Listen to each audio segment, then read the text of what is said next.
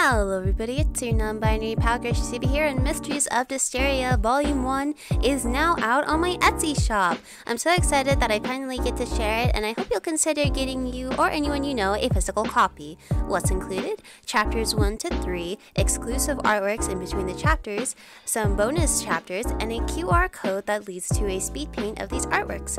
Again, you can find this on my Etsy shop, and thank you to everyone who supported the Kickstarter and were able to make this happen. If you want to know more about the story, you can check out some of my other videos or read the webcomic version. I hope you like it. Warning, this video does contain a dead animal. It's not super realistic at all, but I thought I would include a disclaimer here just in case, so yeah. Hello everybody, it's your non-binary pal Gracious here, and welcome back to another speed paint video. This one is of an artwork that I really like, so I'm excited to share it. It's based off of, I believe the idea I got for this artwork was back before Drawtober, and one of the lists I saw had the prompt Death Kiss, so I decided to base this entire artwork off of that one word, two words, but off of that one prompt. And I thought that that would be perfect for my God of Death character. Now, this is a character that's appeared on my channel a long time ago in one of my oldest videos, not oldest, but a lot of like older videos. And if you want to watch that one, you can, because a lot of their designing and lore hasn't really changed from that video. Story stuff has, but mostly like their design is still pretty similar, because I still like how it looks. I do adjust it slightly here in this, but not too much. But yeah, if you don't know, this is my version of the God of Death. They're going to be important in another project of mine, and I don't have a solid name for them yet. I'm considering the name Mourn, but yeah, that I might not go with that. But they're the God of Death. They guide souls to the afterlife and all that. They aren't the happiest with the method of the afterlife, because in this version of the afterlife, the souls get put into like gems and just kind of are dormant for the rest of eternity. And they're not the happiest with that, and so they mourn a little bit the loss of others, because they know that they'll never get a second chance at the things they want to do. But yeah, that's it. That's as far as like story goes, and why they're looking pretty sad here. But yeah, the sketch was really simple, and I did a little bit of shading on it because I really wanted a big contrast with the lighting here, the lighting and shading, like harsh blue lighting, and then very it's the background's going to be super dark, so the shading is going to be like really dark and contrasting with the blue light. And I shaded it so I know where the lighting would be. After that, I lined it normally, just lined it in my normal style, which I think works good for this one. And for the colors of everything, when I laid out the main colors, like I said, I kept the background super dark, almost like a flat color, but I did like a little bit of gradient. And then I also I put in the colors of Mourn, their normal colors, which is very blue and some grays in there. And the spirit that they're holding was going to be super bright blue.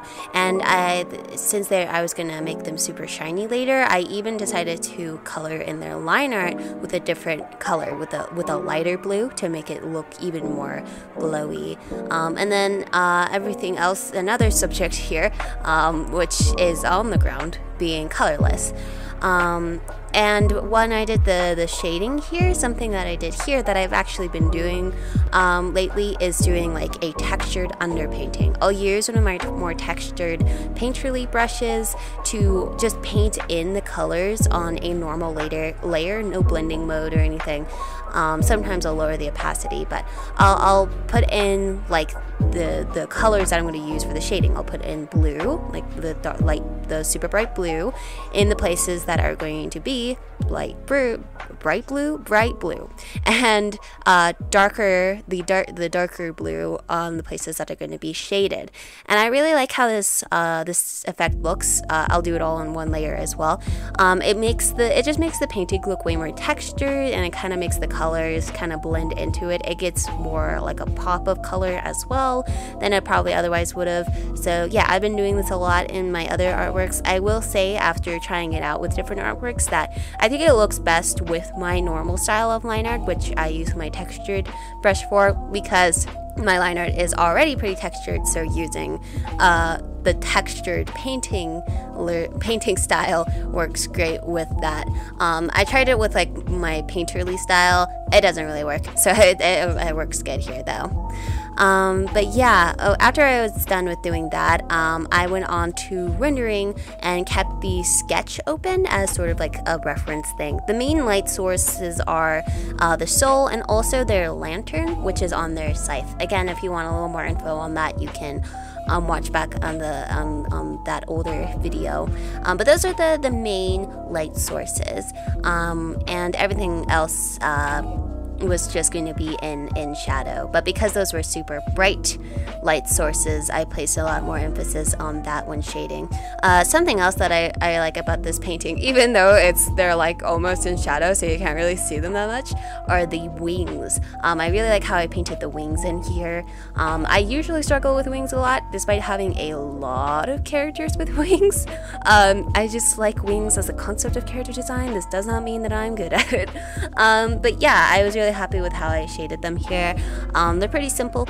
They're just black wings because that's cool. But yeah, so I like how that looks. As far as rendering the body, I kept that super simple as well, and I decided to not include any of the lighting on it, like it's not being affected by the lighting, to emphasize the fact that when the God of Death goes to do their work, you're not going to see them, right? They're the Grim Reaper taking the souls away. You don't see that happening. It's not visible to the living. So I try to emphasize that fact here by having the lighting not affect the body the same way that it is with the rest of the subjects in the painting. Because yeah, it wouldn't, because it's not visible light source going on there. It's only happening in the realm of the dead right now. And also it keeps it more in the shadow. It's supposed to be just like a small detail that you wouldn't notice otherwise, except I have talked about it quite a bit, so I guess you have noticed it at this point. And then after that, I added a bunch of swirls and stuff around the soul and the lantern. I added a bit of like direction of like the swirls coming from the body a little bit, and then around the soul, and then going towards the lantern.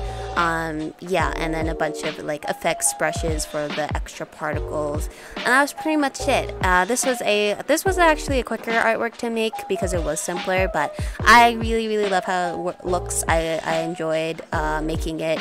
And yeah, I'll let the rest play out, and I'll see you at the end.